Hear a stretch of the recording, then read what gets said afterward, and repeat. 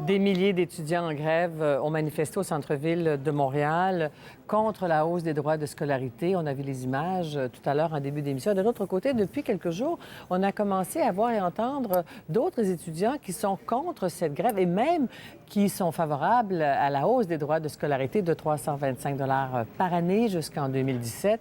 Pour mieux comprendre les deux positions, les enjeux, dans le fond, qui les opposent, mes invités, Jean-François Trudel, porte-parole du Mouvement des étudiants socialement responsables, il est en faveur des droits scolaires de la hausse, et Gabriel Nadeau-Dubois de la classe coalition large de l'Association pour une solidarité syndicale qui s'oppose à la hausse. Mais d'abord, bonsoir à tous les deux, on va regarder, écouter ensemble ce qui a été recueilli sur la rue.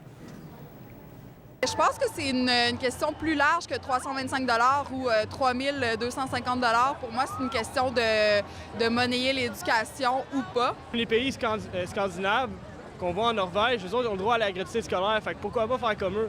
On utilise tout le temps l'exemple américain, mais je trouve que l'exemple américain, c'est pas un bon exemple en tant que tel. C'est pas bon socialement, c'est pas bon. On pense individuellement, mais on devrait penser globalement à notre société. C'est beaucoup parce que c'est 325 supplémentaires à chaque année sur 5 ans.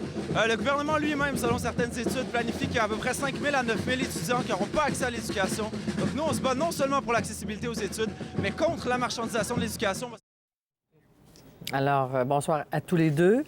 Alors, pourquoi vous êtes en faveur? Parce qu'on vous a déjà entendu à quelques reprises.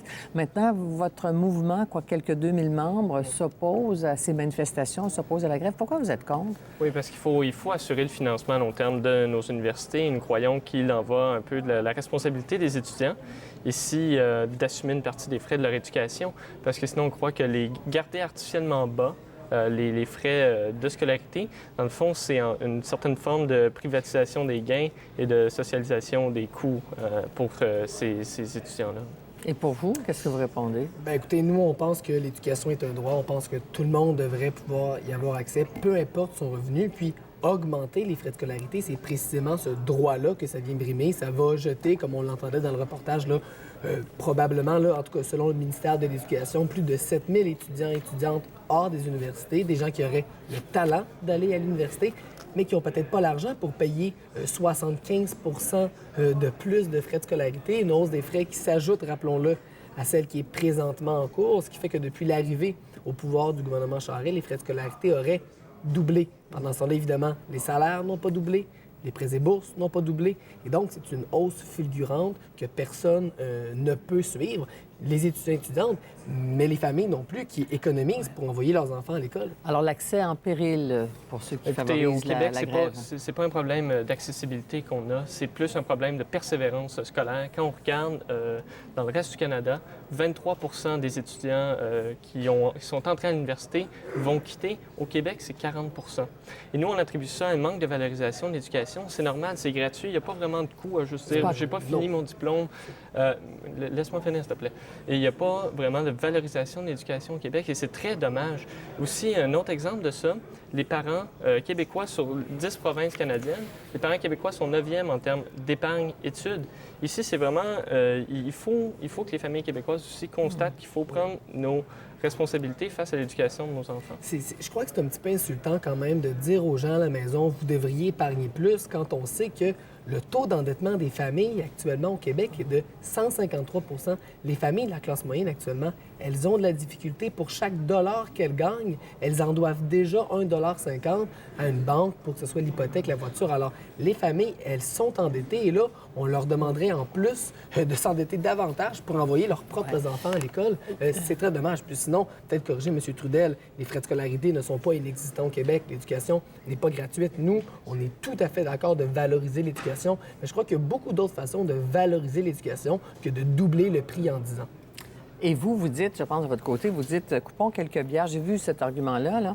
Il suffit de couper quelques bières ici et là, de peut-être couper le cellulaire et les étudiants vont pouvoir avoir les moyens d'affronter la hausse des frais. C'est pas un argument que j'ai utilisé dans les médias, donc je ne commenterai pas sur cet argument particulier. Si quelqu'un l'a dit, bon, écoutez, c'est à lui de le défendre. Mais quant à moi, écoutez, quand on regarde au Canada anglais, c'est nettement plus élevé. Les gens doivent y rester plus longtemps parce qu'ils n'ont pas de cégep, donc il faut qu'ils fassent au moins 4 ans. Et pourtant, ils y vont et ils graduent plus qu'au Québec. En proportion, ils graduent plus. Donc, écoutez, Mais- c'est supposé être pire au Canada anglais si c'était le cas. Mais c'est justement le phénomène du collège, la présence du Exactement. collège à l'université Exactement. semble, vous avez déjà dit voilà, à cette exactement. émission que ça trompait les chiffres. Voilà, c'est exact. Ce qui explique qu'il y a plus de gens dans les universités canadiennes anglaises, c'est justement l'absence des cégeps. Et on pourrait parler de l'exemple de l'Angleterre. L'Angleterre, on a vu les grandes manifestations l'an dernier, ont augmenté les frais de scolarité, et dès cette année, baisse de 8 de la fréquentation universitaire, et ce, malgré là, le système de prêts et bourses le plus généreux au monde, selon l'OCDE. Alors, ce que l'expérience anglaise nous démontre, c'est que augmenter les frais de scolarité, ça ferme la porte des universités aux plus démunis, à la classe moyenne. Et si on rattrape la fameuse moyenne canadienne des frais de scolarité, on risque aussi de rattraper la moyenne canadienne de l'accessibilité aux études. Et ça, c'est pas du tout une bonne nouvelle pour les Québécois et les Est-ce que vous Québécoises. répondez à ça? En proportion, il y a quand même plus de Canadiens anglais qui sortent avec un diplôme.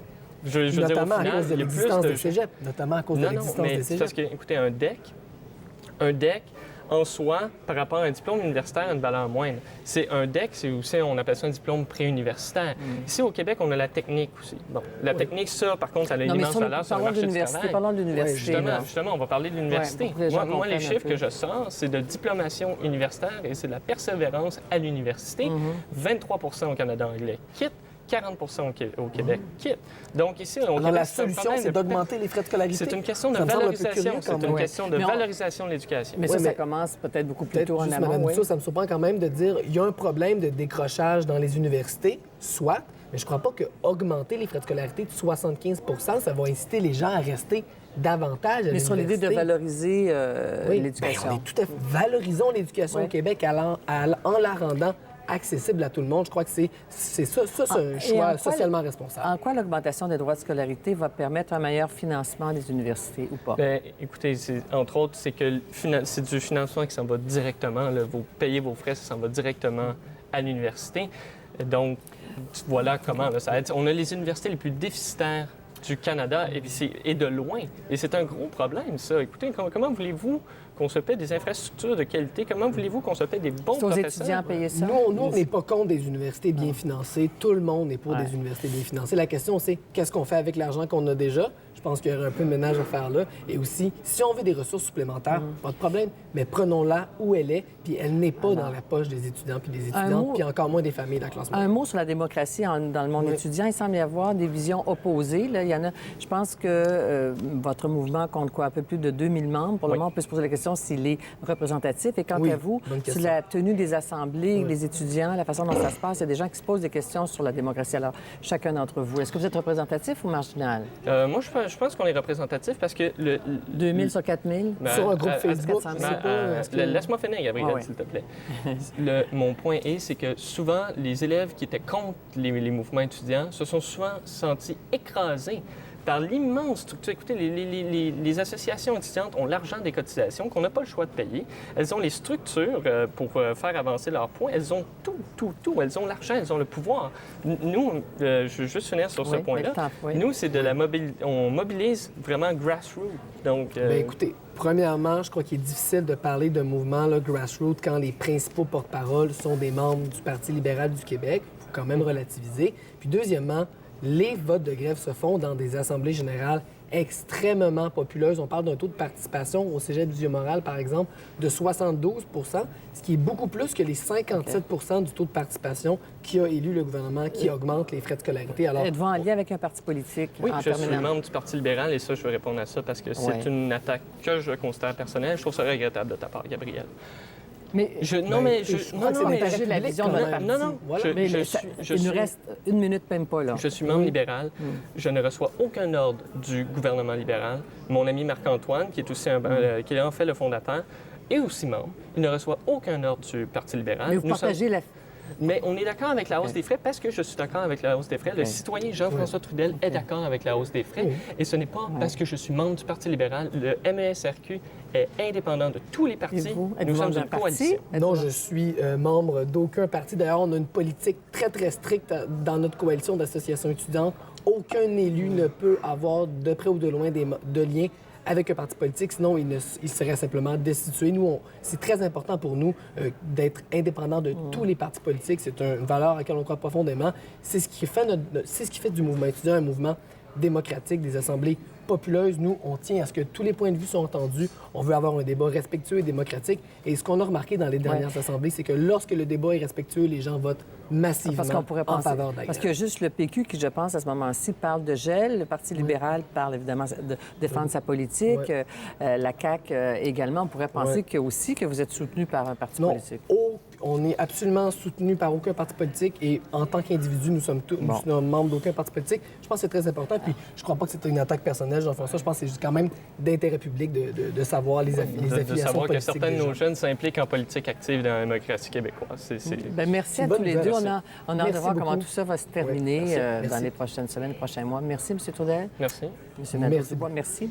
À la prochaine, tous les deux. À la prochaine, oui. Merci.